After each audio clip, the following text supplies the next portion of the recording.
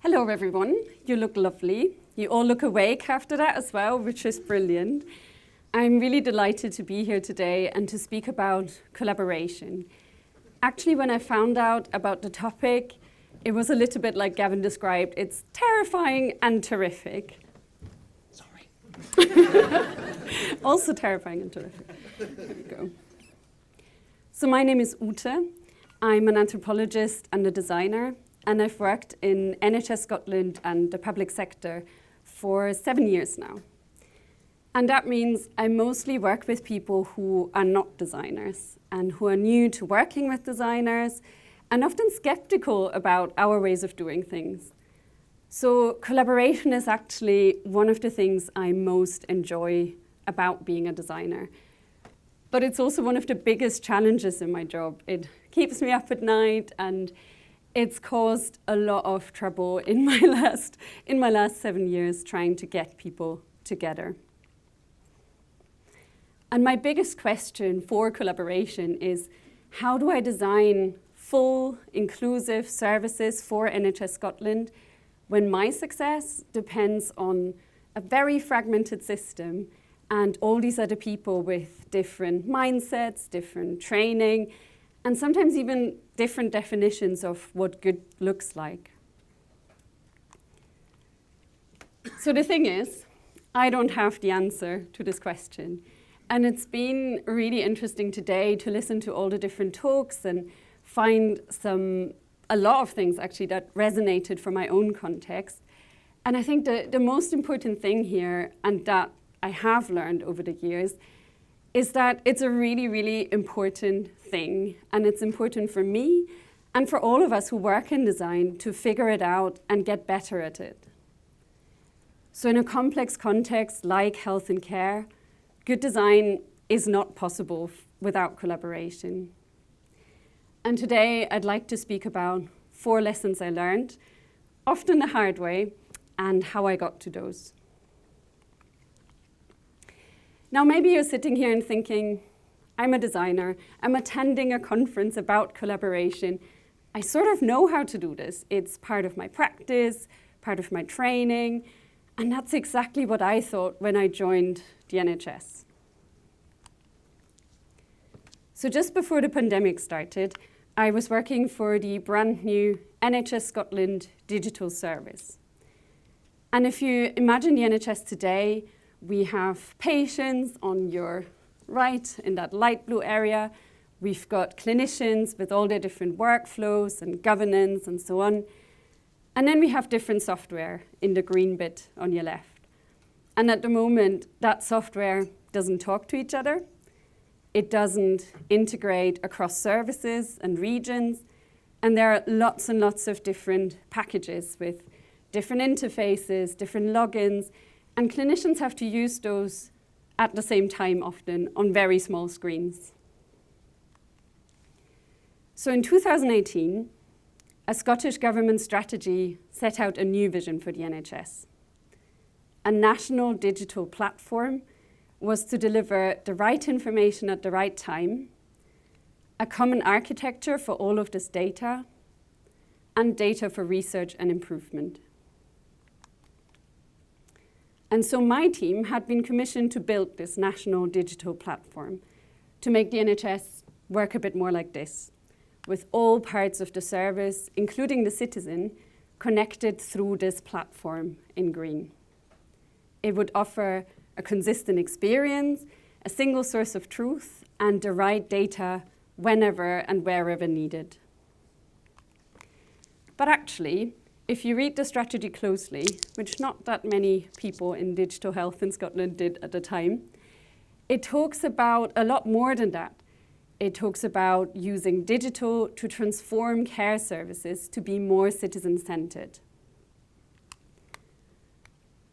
And this is the policy intent that got me hired to put into practice that connection between digital transformation and service transformation, that yellow glue in the middle that actually helps to use all those technical services to make a difference for our clinicians and our patients.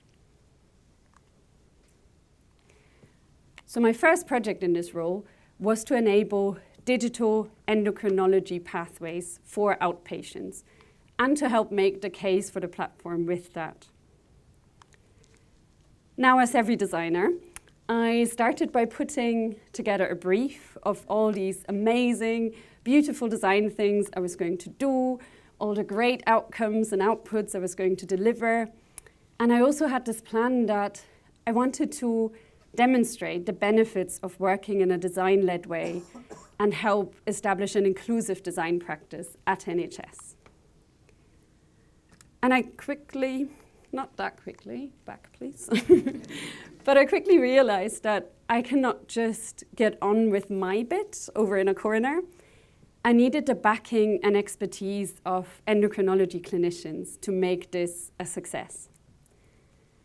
And all of these plans that I had didn't survive even the first contact with those clinicians. So in the NHS, even before the arrival of design teams and digital teams, we have a lot of silos. And all these areas in the NHS, from different regions to different professions to different health boards, as we call them in Scotland, and I think that's trusts in England, they're not that good at collaborating. They're not that good at talking to each other and actually working together. And so in my case, it meant that consultants disagreed with nurses, and the Highlands of Scotland disagreed with Glasgow, and the patients, the end user, so to speak, that was very important for me as a designer, wasn't even in the room. It was outright dismissed as irrelevant to the brief. And one of the key parts of moving closer to defining this brief and centering the user within it was this quite simple map. So it has the patient experience at the center, running through the classic outpatient steps from primary to specialist care, so from seeing your GP with a problem, maybe being referred, and then having a consultation, some tests, and probably some treatment in a specialist endocrinology service. And then being discharged back out to the GP. So that's why it's a circle. And that's the smaller middle one. And on the outside, I then had the staff experience of primary care and secondary care at the bottom. And I ended up inviting all these different stakeholders and people into a very big room with lots of separate tables. And I cut this map apart and gave everyone their bit to fill in separately. And only at the end of the day did we come together and physically combine these pieces to see that actually, yes, there's lots and lots going on here, but it all comes together to deliver that experience of the user in the middle. The patient is at the center of all of this. Now, if you think of a classic double diamond process that a lot of you will know for design, where your work starts with a discovery phase about understanding the problem, define, and then develop, and then deliver. This isn't discovery. It's not yet about finding out about the problem or even your users. It's actually something we almost never schedule into our design projects. Time to build trust and to create the conditions for people coming together and working together and making decisions together. So digital teams are starting to pop up more and more in the NHS. They're bringing new ideas and new ways of working, and that's a really exciting time and a great opportunity. But it's also a risk. We cannot build a better NHS or successful digital products by creating more silos or joining the existing silos and ignoring them.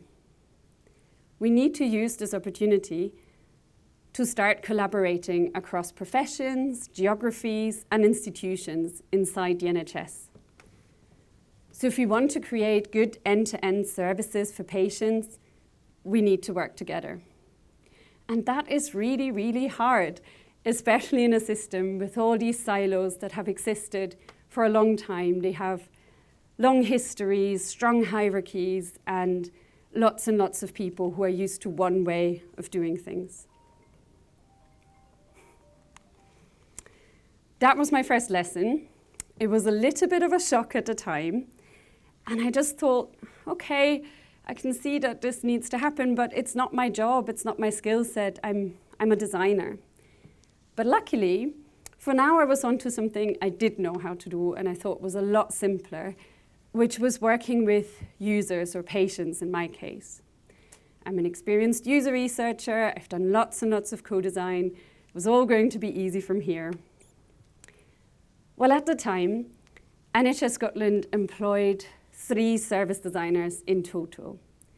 So involving users into the design process was very, very contested, and people didn't really understand why you would do that, how you would do that, and how it was really useful.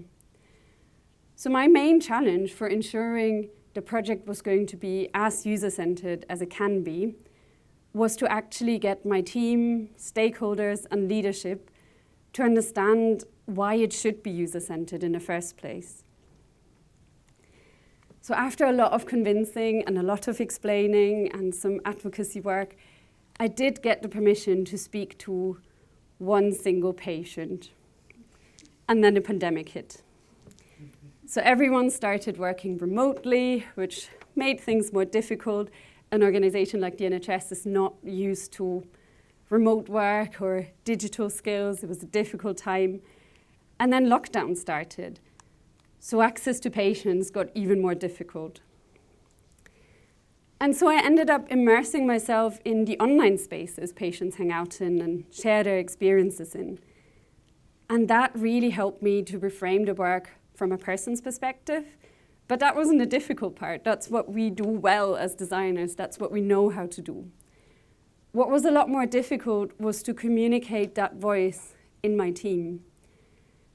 And in the end, these very creative and funny and moving memes that people post made it so much easier for my team to put themselves into the shoes of patients and understand their experiences with their condition and also with the healthcare system. There was very strong competition though. Clinicians had their own very long list of complaints and needs that the current system wasn't really fulfilling. And then there was also product managers who had priorities and strategic goals for this platform that I mentioned at the start, and my project needed to contribute to that. In short, people were nervous about not being heard, their issues and knowledge not being taken serious, and the project going in a direction they didn't really understand or just couldn't predict. And so I started running open analysis sessions to translate all these insights into a current pathway map. I was basically co-designing not the solutions, but the problem definition. And it was helpful because I got people to come into the space and really relate to that user experience, but also to trust that we're doing that as a team. They felt empowered in being part of the decisions of what we're concluding from our research and what we're defining as the problem to work on. People generally work in the NHS because they care. They want to make a positive difference. They want to contribute to something. They're there for a reason. And that is really helpful. So when I developed the future blueprint, finally, I highlighted that patient's journey at the top. And I showed how each role's workflow would look like below, including the technology and data part.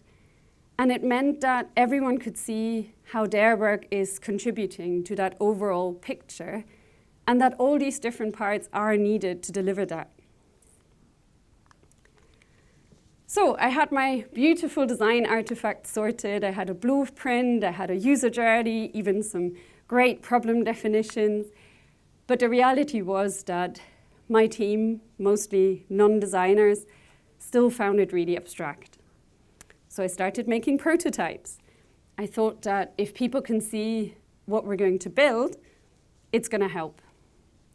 However, the better my prototypes, the more worked out they were, the more I got feedback on colors and the shapes of buttons, and really I needed a conversation on the concept of the underlying service.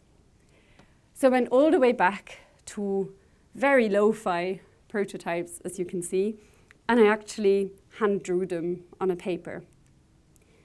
And that worked really, really well. People had one look at those and decided, these are unfinished and a bit rubbish.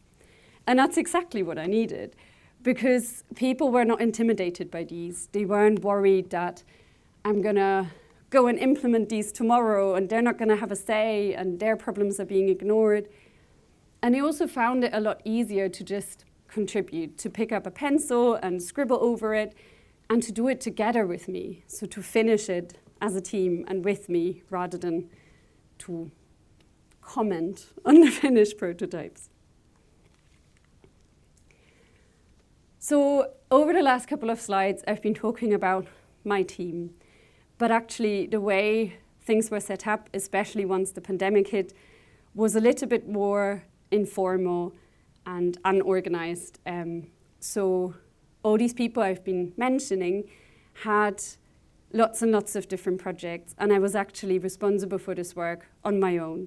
So I called on people to come in and help with certain parts of it, or they approached me, seeing what I put out, usually with some worries about what I was producing.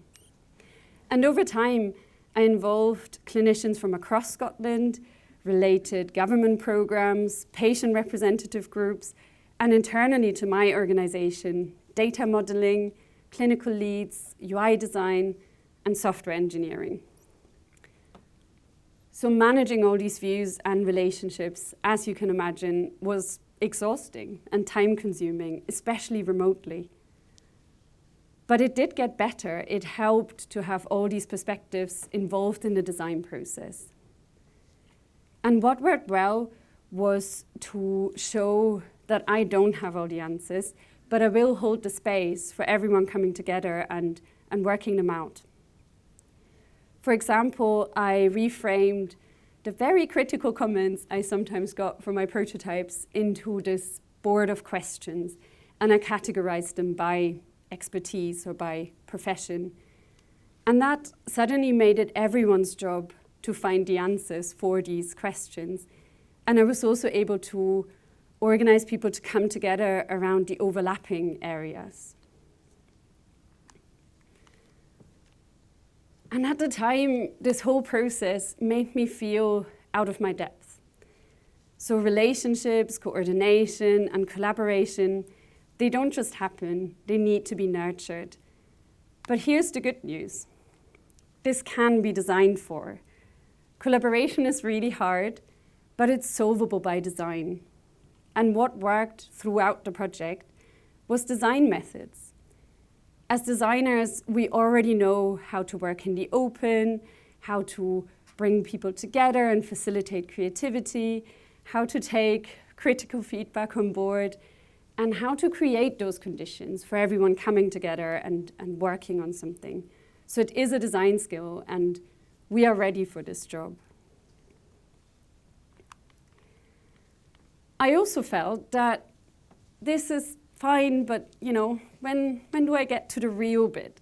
It seemed a bit like a distraction, an annoying part that I have to work through to get to the real work and not focus so much on my internal team and what they need, but actually on the product and the service we were trying to deliver. And so I'd like to talk a little bit about what happened next and about the impact of the project. And this is where it gets interesting. It was cancelled. So I never really got to the real part, and I was very upset about that. I was pulled into really urgent COVID work, like the vaccination booking system and shielding support, and everyone else was too. Everyone got pulled into this general madness and firefighting. But this is exactly why this is work I'm actually excited about and would like to share. Because what survived was an idea for how we might better collaborate on complex problems that require a range of different skill sets to come together and work them out.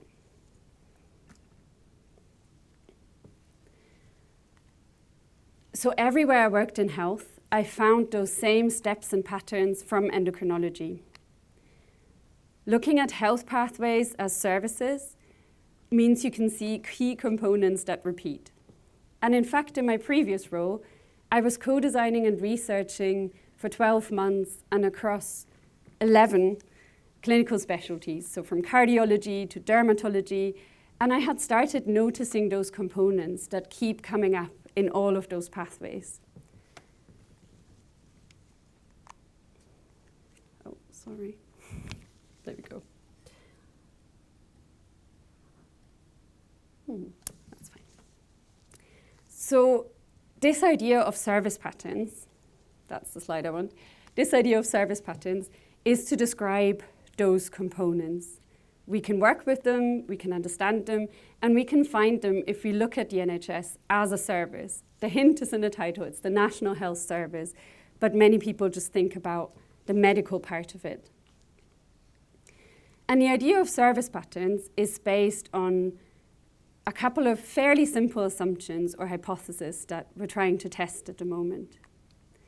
Number one, there are common and recurring steps in NHS pathways. They are consultation, investigation, treatment, discharge, and referral. Number two, there are patterns in how these steps interact and cluster together. For example, when a treatment needs to be decided, or in how a follow-up works after you're being discharged, you'll see those same hexagons over and over in the same constellations. And that means we can develop a shared language to describe and understand these patterns across all the professions working together. And that means we can find common solutions to support those repeating steps and tasks that staff and patients do over and over again in those patterns. So this is a set I identified in endocrinology, and that happens all across the NHS in different contexts. So resolving what a good organised appointment service step looks like could have a huge effect on the whole of the NHS. And this might sound like common sense for designers. A lot of you will have heard of service patterns or UI patterns, and the benefits listed here are quite clear when you work in digital. But it's hugely contested in health. People say diabetes is different from cancer, Highlands is different from Glasgow, and every patient is different from the next.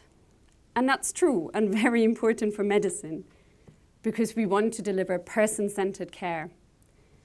But looking at the NHS as a service gives us new possibilities. It doesn't mean everyone using the NHS is the same. It means there are common reasons for why people are struggling to access our services and common solutions.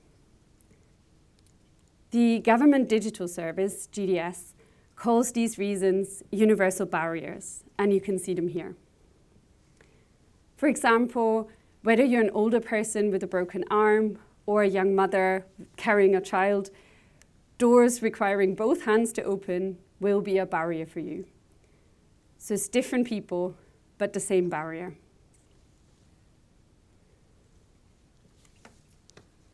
I'm having a little bit of trouble with those slides. Give me a second.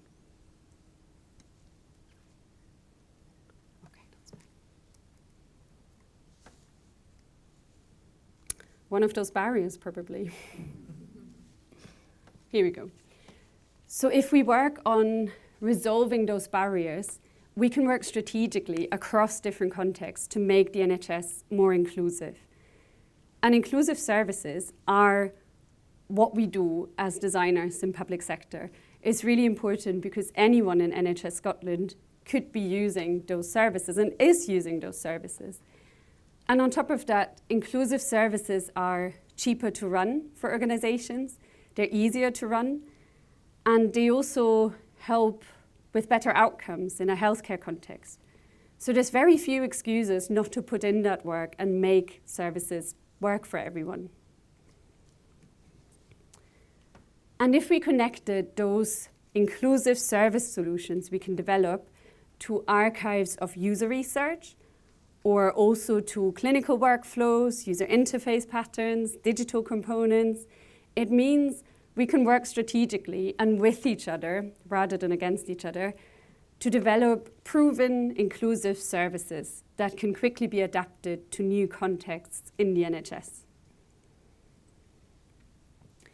So service patterns are a powerful way to champion collaboration and to lead multidisciplinary teams in not just digitizing, but reimagining a pathway. They allow us to start somewhere in a specific context and go from there.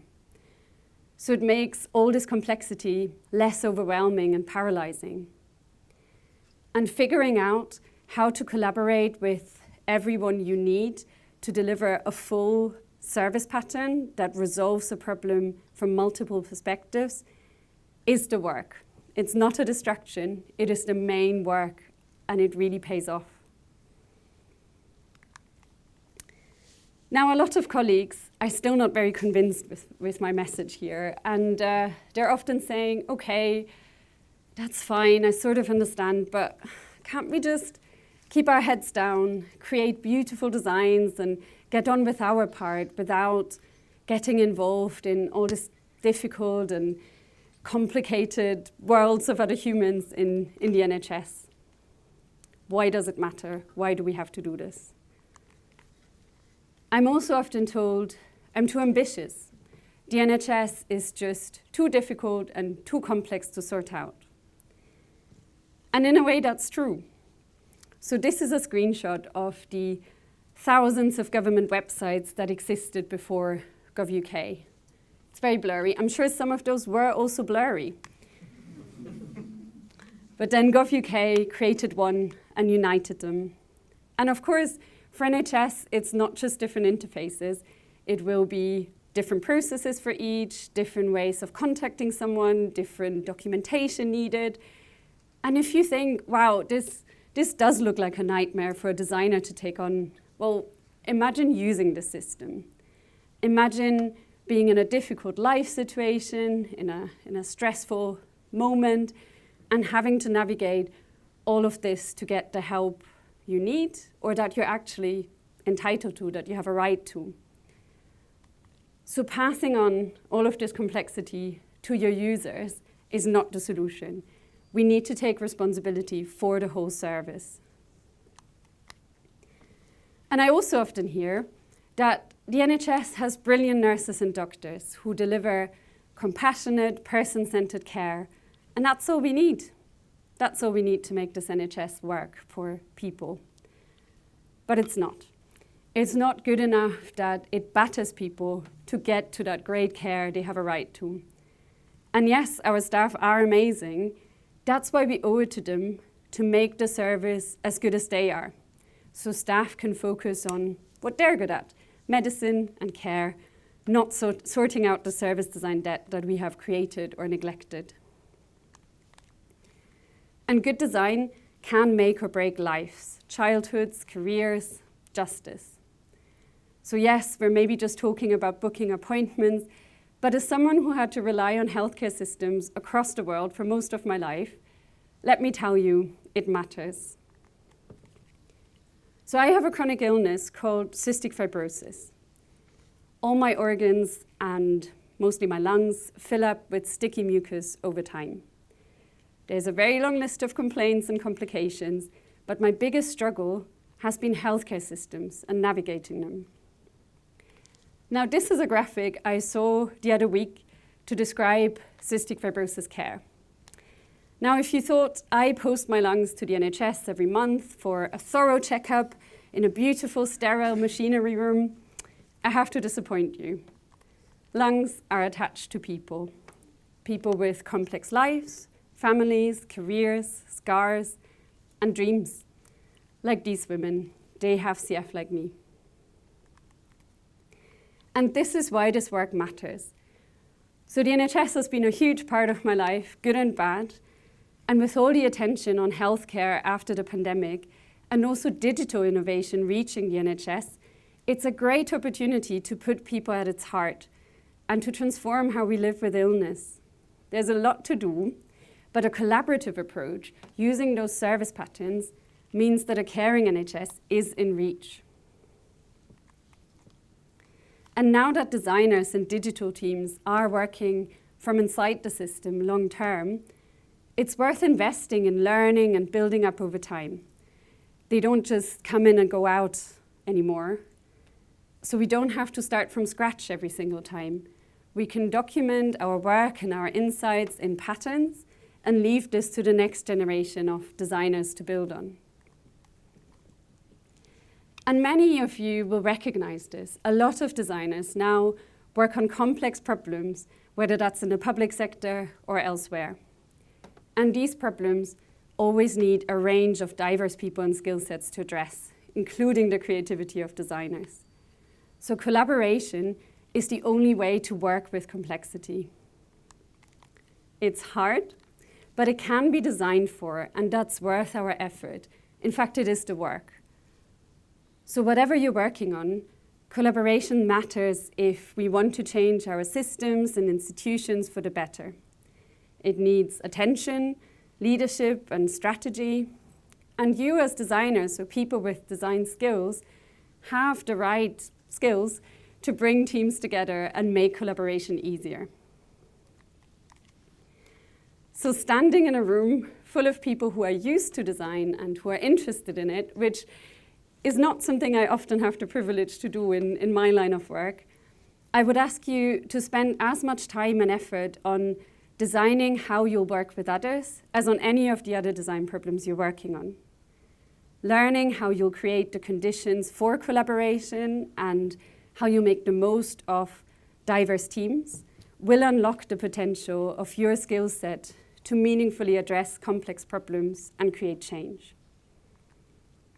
Thank you.